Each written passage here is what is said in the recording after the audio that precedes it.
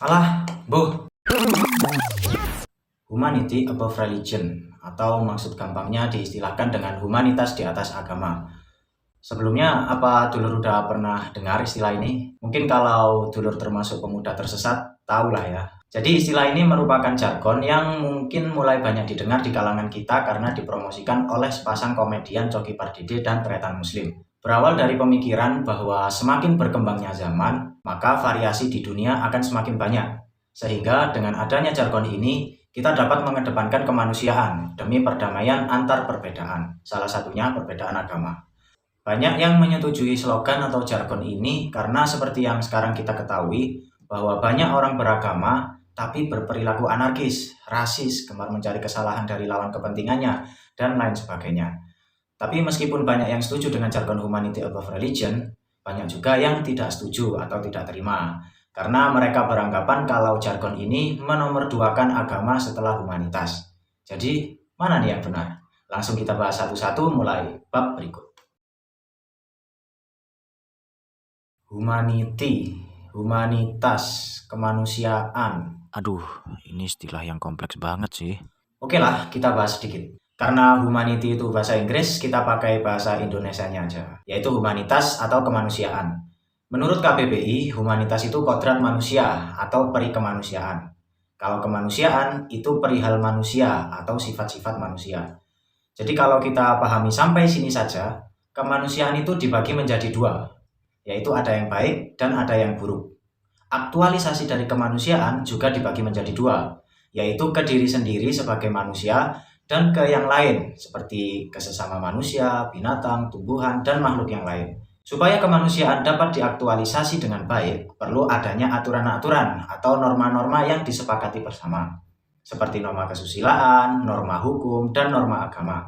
Oleh karena itu, demi terwujudnya kemanusiaan yang adil dan beradab atau kemanusiaan yang baik, sudah semestinya kita memiliki dan menganut salah satu dari 6 agama yang diakui oleh negara kita. Kenapa sih kita ini beragama? Dulur jawab sendiri ya, alasannya dulur beragama itu apa? Memang dulunya aku nggak ada alasan atau jawaban untuk pertanyaan ini, karena dari kecil aku lebih cenderung diajari untuk melaksanakan kewajiban-kewajiban di agama. Seperti diajari caranya sholat, baca Quran, saling membantu, sabar, dan lain-lain. Jadi pokoknya aku melaksanakan kewajiban agama dan nilai kebaikan yang diajarkan di agama. Tapi akhirnya untuk sekarang ini aku udah punya jawabannya. Jawabnya gampang aja, aku beragama supaya aku punya tujuan hidup, sekaligus supaya aku tahu cara hidup agar bisa mencapai tujuan tersebut gimana. Nah, caraku menjawab dengan cara seperti ini, salah satunya karena sejarah munculnya agama. Jadi kalau kita kritisi agama secara mendasar, kita bisa memunculkan pertanyaan sederhana, yaitu asal-usul dari agama itu gimana? Jadi menurut salah satu versi cerita, mulanya manusia zaman dulu itu memiliki sebuah pemahaman sederhana terkait alam semesta yang mereka tempati. Jadi mereka masih primitif lah. Seiring berjalannya waktu, pemikiran sederhana tersebut berevolusi, sehingga mereka sadar kalau ada daya-daya luhur yang menggerakkan alam semesta. Mereka menyebut daya luhur tersebut sebagai roh. Kemudian manusia memunculkan istilah dewa-dewi untuk mendefinisikan roh yang berbeda-beda. Manusia melakukan serangkaian upacara, ritual, atau doa untuk berkomunikasi dengan alam. Jadi dari sini istilah agama itu muncul dan mengatur sebuah peradaban, yaitu agama yang memuja para dewa dan dewi atau yang disebut agama politeisme. Kehidupan religi pun semakin lama semakin kompleks dan terorganisir. Kemudian muncul banyak imam yang secara khusus mempelajari suatu agama.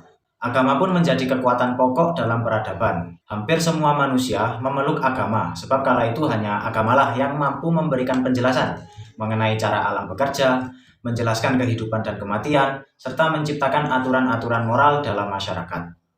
Masyarakat percaya bahwa para dewa membisikkan hukum kepada imam. Kemudian imam mempengaruhi raja atau pemimpin masyarakat untuk membentuk hukum, sehingga apa yang diperintahkan atau dilarang oleh raja itu harus dipatuhi oleh masyarakat. Karena perintah atau larangan tersebut datangnya dari dewa. Kemudian kesadaran manusia sedikit berubah ketika agama Samawi muncul. Dari agama Samawi ini memunculkan gagasan bahwa daya luhur yang paling agung itu hanya satu. Yang layak disembah dan dipuja hanya satu.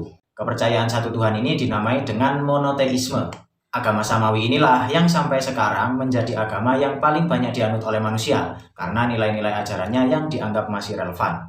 Jadi dari dulu sampai sekarang, agama selalu ikut andil dalam mengatur peradaban manusia di alam semesta. Berikut kewajiban dan larangan yang diajarkan untuk dipatuhi oleh manusia sebagai makhluk. Jadi kira-kira begitulah kenapa agama itu muncul dan kenapa kita menganutnya. Jadi dari bab 1 dan bab 2 tadi, kita sudah dapat sedikit kisi-kisi untuk menghubungkan antara agama dan humanitas atau kemanusiaan. Jadi sebenarnya 6 agama yang ada di negara ini itu semuanya mengajarkan atau mengatur norma-norma kemanusiaan. Jadi antara agama dan kemanusiaan yang baik itu bukan lagi perihal mana yang lebih utama. Karena ya agama dan kemanusiaan yang baik itu harus berjalan beriringan. Kemanusiaan yang baik tanpa agama itu hanya omong kosong. Karena nggak ada dasar kesepakatan bersama untuk mewujudkannya. Demikian juga dengan yang beragama tanpa adanya kemanusiaan yang baik. Itu munafik. Kemudian apa berarti jargon humanity above religion ini benar? Sebentar. Jadi, jargon ini sebenarnya bukan buatan Coki Pardede ataupun tretan muslim semata. Jargon seperti ini sudah lebih dulu populer atau sudah diterapkan di negara barat sejak pertengahan abad 20. Yaitu dengan terbentuknya hak asasi manusia atau HAM yang dalam pembentukannya tidak melibatkan atau memedomani nilai-nilai agama, terutama agama Samawi. Salah satu dampak dari HAM tersebut yang sekarang ini sangat populer di negara barat, yaitu legalitas LGBT. Kita sebagai orang beragama yang paham dengan ajaran agamanya, pasti kontra lah terhadap hal ini, karena dalam agama ada yang namanya batasan pada hak manusia yang sudah ditentukan oleh Tuhan pencipta kita. Memang secara manusiawi kita tidak layak untuk membatasi hak orang lain, sehingga hal ini dibolehkan oleh mereka yang tidak berpedoman pada ajaran agama. Padahal, kalau manusia tidak bisa membatasi hak orang lain, kan ada Tuhan penciptanya yang bisa membatasi. Ini logis loh. Memang LGBT saat ini masih terlihat aman-aman aja bagi dunia ini. Tapi coba bayangkan, kalau semua negara menganut HAM seperti ini, dan setiap manusia memiliki kebebasan dalam seks. Kemudian lama-lama semua manusia hanya punya selera seks secara lesbian dan gay. Terus siapa dong keturunannya? Nggak ada lagi manusia di muka bumi ini. Punah. Terus nanti di hari kiamat, manusia nggak ada yang hadir. Absen semua. Kira-kira seperti itulah kalau manusia sok-sokan membuat pedoman sendiri tanpa mempedomani apa yang seharusnya dipedomani, yaitu ajaran agama. Jadi jargon seperti humanity above religion itu aslinya kampanye dari orang-orang barat yang berpaham sekuler atau memisahkan antara dunia dan agama. Kemudian populer di Indonesia berkat sepasang komedian idola pemuda tersesat. Bukan berarti kalau jargon ini salah loh ya. Coba kita pahami jargon ini secara terbuka. Jangan takut dengan suatu ucapan karena pengucapnya. Kalau kita bijak dalam menanggapi ini, kita bisa beranggapan gini. Dengan kita beragama, maka kita harus mengikuti ajarannya. Salah satunya itu menjunjung tinggi nilai kemanusiaan. Makanya jargon ini ya cocok-cocok aja kalau kita pakai perspektif ini. Tapi bahayanya kalau kita menerima atau mengikuti jargon ini dengan cara yang nggak bijak. Contohnya seperti tanggapan, iya juga ya, daripada beragama tapi nggak memanusiakan manusia, mending kita memanusiakan manusia meskipun nggak beragama. Waduh, kacau.